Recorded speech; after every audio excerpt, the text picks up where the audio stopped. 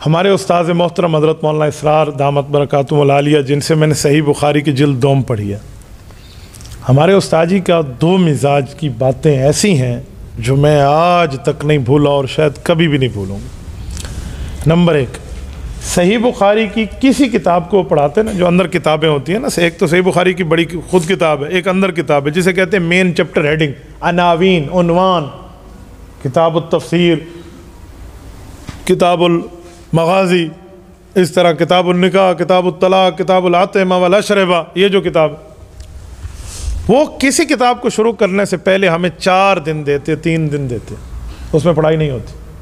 وہ کہتے ہیں یہ 4 دن تمہارے پاس ہیں، میں مغازی پڑھ رہا ہوں، پڑھانا شروع کر رہا ہوں، 4 دن بعد پڑھاؤں گا، جاؤ ان 4 دنوں میں تم کسی سیرت النبی کی کتاب سے رسول اللہ کی پوری مغازی پڑھ کے آؤ، اردو میں سے، یا عربی پہ طاقت ہے تو عربی پڑھ لو۔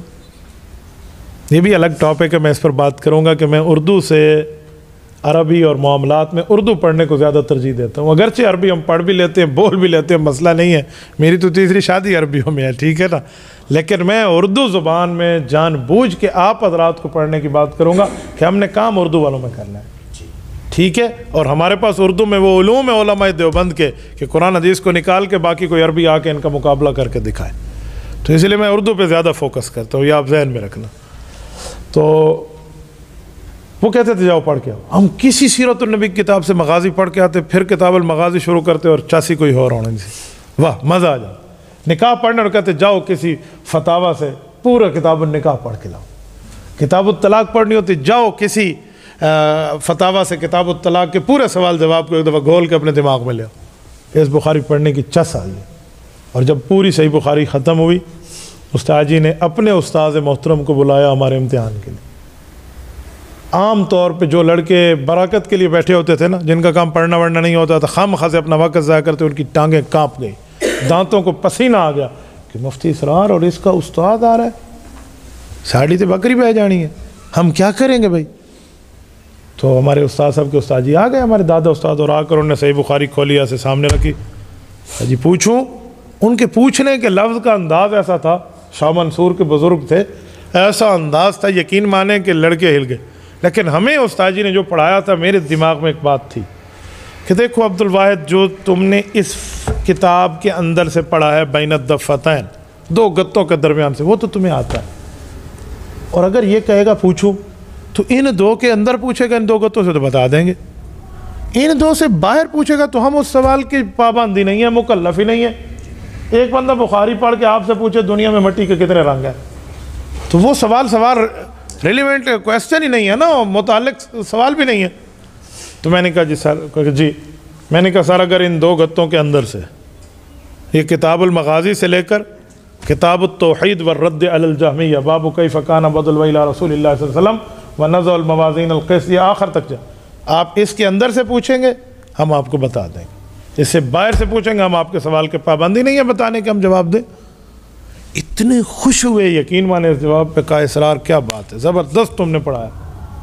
پھر انہوں نے کئی باتیں پوچھی، مجھ سے غالباً پوچھا تھا کہ حضرت ابو ہریرہ رضی اللہ عنہ جب ایمان لائے تھے تو کیا شعر پڑھا تھا۔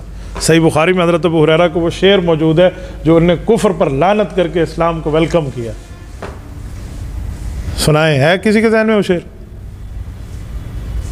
خدا تو انہوں لے جائے حج تے، تمہیں پتہ ہے کیوں یاد نہیں ہے؟ اس لیے یاد نہیں ہے کہ آپ کے دماغ پہ یہ بھوت سوار ہے کہ بخاری مشکل ہے۔ جی ہاں، 8ویں سال میں پڑھائی جاتی ہے اسی لیے مشکل ہے، اجی کوئی مشکل نہیں ہے۔ بچہ روٹی بعد میں کھاتا ہے، دودھ پہلے پیتا ہے، دودھ اسی لیے پیتا ہے تاکہ وہ روٹی کھا سکے، جب روٹی کھانا شروع کرتا ہے روٹی کھانا کیا مشکل ہوتی ہے؟ تو صحیح بخاری سے پہلے اور کتابیں پڑھائی جاتی ہیں تاکہ وہ پڑھ سکے، تو پھر کون سا مشکل ہے؟ میں نے صحیح بخاری کی 2 سال تدریس کی ہے، ہمیں تو کوئی چیز مشکل نہیں نظر آتی۔ حضرت ابو ہریرہ کا شعر ہے، یا لیلۃ من طولھا وعنائھا الا انھا من دارۃ الکفر نجتی، کہ اے رات تو بہت لمبی ہو گئی ہے، یہ رات کب ختم ہوگی کہ میں جا کے رسول اللہ کے قدموں میں کلمہ پڑھ کے مسلمان ہوں گا۔ تو اشعار بخاری کی بھی کتاب ملتی ہے، آپ پورے صحیح بخاری میں جتنے اشعار ہیں اس کو بندہ یاد کر لے، تو یہ کوئی مشکل نہیں ہے۔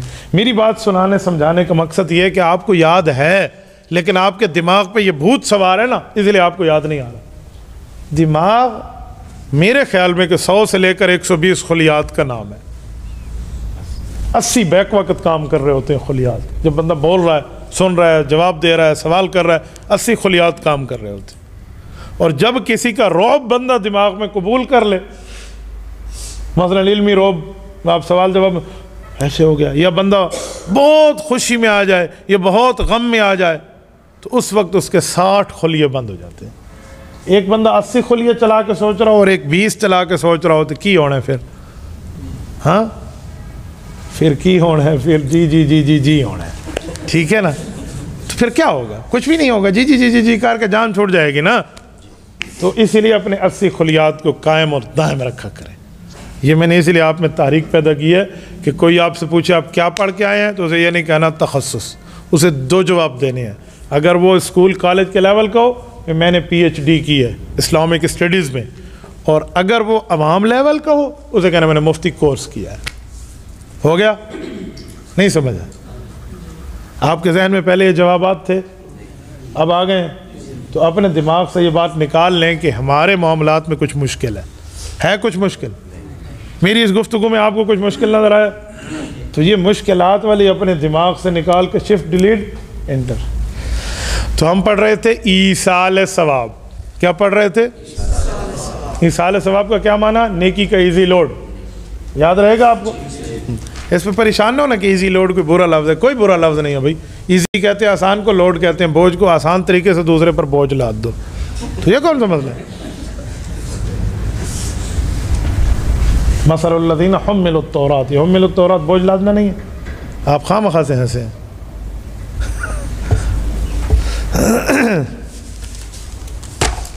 ہنسنا ہو نا، ایسا ہنسنا ہو نا کہ بندہ اپنا اس میں غم چھپائے. ہم نے قائد ملت اسلامی حضرت مولانا فضل الرحمان دامت برکاتہم کو دیکھا ہے کہ وہ اپنے غموں کو کہکوں میں اڑانا جانتے ہیں. یقین مان، بعض اوقات بڑی بڑی ایسے پریشانی میں بیٹھے ہو نا اور کوئی ہم بات کریں تو اسے کہکا لگا کر بات کرتے ہیں، تو میں یہ اندر سے سمجھتا ہوں کہ یہ اپنے غم کو کہکوں میں چھپانا جانتا ہے. مجال ہے کہ دشمن ایک دفعہ ماتم کرنے لگ جائے اپنے سر پہ کہ یار اس کو کوئی ٹینشن دی ہے جس نے کوئی ٹینشن لی ہی نہیں ہے. مولانا سے کچھ دنوں پہلے سوال ہوا کہ شیخ رشید کہتے ہیں وزیر داخلہ کہ مولانا فضل الرحمان کے ساتھ ہاتھ ہو گیا. تو مولانا صاحب نے بڑا پیار، مولانا صاحب نے کہا کس نے کہا؟ جی شیخ رشید نے. مولانا صاحب نے کہا اس کے ساتھ خود کیا ہوا ہے؟ اس کے ساتھ تو کئی بار ہوا ہے ہاتھ، آج کل اسے ہاتھ کی عادت پڑ گئی ہے. یہ ایک جواب کئی سوالوں کا جواب ہے یا نہیں ہے؟ ہاتھ کی عادت پڑ گئی ہے نا. ایک تو وہی ہاتھ مراد ہے جو اس نے کہا ہے، ایک ہاتھ کوئی اور مراد بھی ہو سکتا ہے. پتہ نہیں حضرت مولانا کے ذہن میں نہ ہو. میں کہہ رہا ہوں کہ ہو سکتا ہے اس کی شادی نہیں ہے. کئی جوابات دیے جا سکتے ہیں نا. تو آپ اپنے ترتیبوں کو نا جو ہے نا ایسے رکھے نا کہ اسے کہتے ہیں کہ ہم خود تراشتے ہیں منزل کی سنگرا. تبارک الذی نزل الفرقان علی عبده لیکون للعالمین نذیرا.